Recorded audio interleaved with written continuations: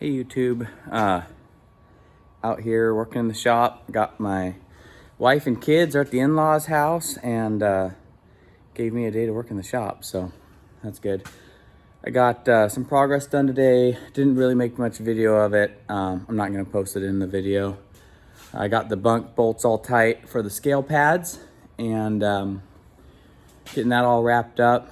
And let me turn the camera around here in a second and I'll show you guys what I got going on. All right, YouTube. So here's the bolts. Got them all torqued down with a 4-foot cheater pipe on a 3/4 inch drive breaker bar.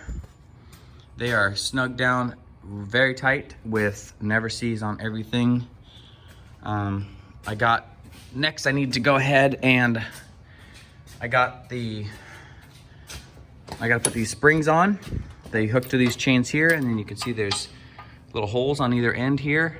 And only thing these springs do is keep the bunk square so that when they take the trailer off and set it down, they don't have to, the bunk doesn't move around. It just keeps it center. Go ahead and do that.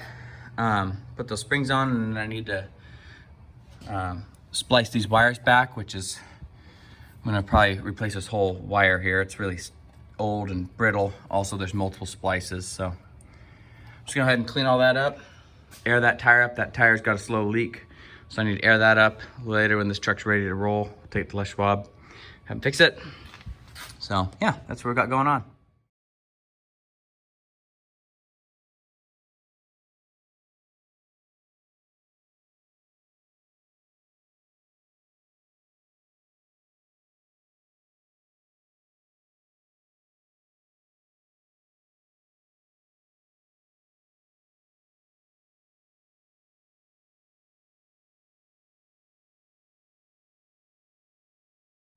Oh man, I am winded. You would not think that these little chains would be that hard to get on, but wow, I'm like short for breath, man. You can see I fought that for a while just to get that link. Anyways, when I originally took this apart, they had this one on link 5 and this one was on link 4, and it bothered me because I was like, man, you know, they need to be closer. I wanted them the same. Well, obviously they did that because it's a pain in the butt to get them on. So they probably just got the closest one they could reach by pulling the bunk over, but I wanted them the same. So that's done. Oh, I went ahead and got my wiring kit. You see I knocked it over earlier. I don't know if you could see it in the video, but had them on the tires and the tires rolled. So I'm gonna go ahead and replace this whole wire, pull the box apart there and put new ends on it. Got a bunch of wire right here. It's just 2 wire, which will be, I don't know what that came off of. Which will be perfect. And it's also the same color. Not that matters, but it's black wire and white wire in there. It's shielded to keep it away from the weather. So that's what I'm gonna use. So I got the wiring ran. Here's the old one. Went ahead and cut it out. You can see how hard it is. I mean, the thing just, you know, it's not very flexible. It's old. Here's the new one. Ran it through that tube where the old one was, and then ran it down here and through. So that white wire there and that black wire there, and I went ahead and cleaned up some of these other ones, and I put some never sees on the threads so that way if it gets all rusty I can get it apart. Should actually take that one loose too, and it's pretty nasty. Focus you. Take it apart now and clean it up, that way it doesn't get too much worse, I guess. Anyway, so I'll get that done, put the cover on, run this through. I've been using you can see the ones I replaced, I put that nice heat shrink on there. This stuff, because I just, you know, why chase electrical problems because you got corrosion and you can't figure it out, or it's, you you know what happens? Your taillights quit working and it's the first load, first thing in the morning, you know what I mean? And so just do it right, do it once, so, okay. Okay, YouTube, well, I went ahead, got all those cleaned up, those connections done and tightened up, and zip tied. I'll cut the tails off this now. Zip tied the wire up there. It should go through here, but I'm not gonna worry about that just yet. And got the cover cleaned up, scraped all the mud out of it. Gonna put that on and wire those suckers up, and yeah, come together pretty good. Box is all up and tidied up there. Not really tidied up because I didn't deal with all that, but tidied up there. Wires are in. So the trailer should be done, and probably not gonna deal with the air tank, being that it looks like it's been welded on before. So, start on other projects, I guess. I have this, couple of these brake cans. This is a 30-30, which is the diaphragm's a 30, and there's two 30s spring brake side. I was gonna rebuild this one if the application side was what was leaking, but in this case, it's actually the service or the emergency side. So this one's junk, so I'm just gonna take these fittings off and keep them for when I finish up the air lines on the Peterbilt. And I'm gonna take this clevis off. Is it clevis? Shackle? Yeah, clevis. Off, put it on that 30. This is just a 30, not a 30-30, because you see there's no spring brake side, but this one does not leak.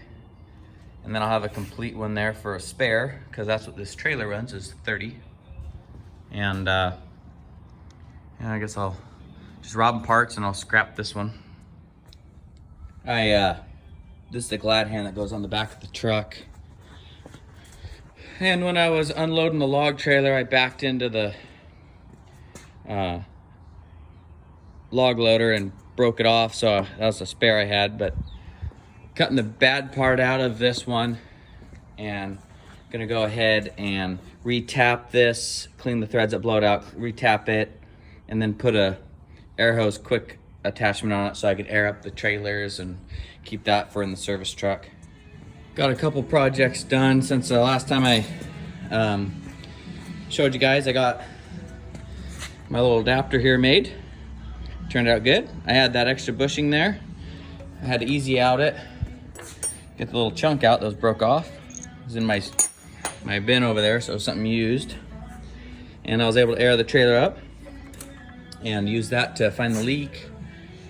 And then just now I got the bolts that hold the clamps off for the air tank so I can roll it to get to the leaky spot. Had to use heat on it, so can't on a log truck without running a torch. Saves a lot of time. Tony's got me some coffee. Make a YouTube video, Tony. Oh, nice. Tony's making me some coffee. Here's the bolts, so I'm gonna clean them up. And now I'll be able to hopefully roll the tank. Well, this tank's junk, but I'm gonna try it anyway. This is the opposite side. There's a nice hole I uncovered just by taking a wire brush to it, trying to knock the dirt and scale off of it. It's got a leak over there, still got a leak over there, but at this point I can't hurt it, so I'm gonna see if I can get something to hold. All right, well, you see some bubbles on my weld there. There's other welds. This has been welded before. So I'm gonna go ahead and see bubbles.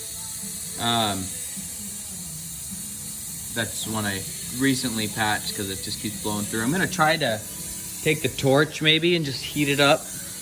Kind of see if I can get it to lay down better. And if not, I'm gonna try brazing it. That should work, I think. Hopefully it's not too thin though. Either way, this tank's gonna get replaced, so I'm just trying to get it through for a little while. All right, YouTube.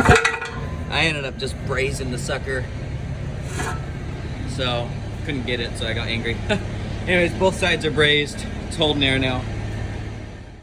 Okay, YouTube. I'm gonna go ahead and call this a wrap, but I think all in all, it's a pretty successful day. Got quite a bit of things done. Got the air tank brazed up and holding air. Got the 3 lights on the back wired in, and the bunk bolted down, and you know, a bunch of little tiddly things. So pretty successful day, I'd say.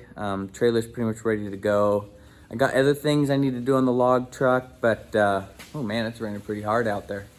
But anyways, if there's any thing you guys want to see on the log truck or projects you want to see, go ahead and comment. I love reading the comments, and you know, just let me know. And I love you guys' feedback. So stay safe, have fun. Talk to you later. Thanks for watching.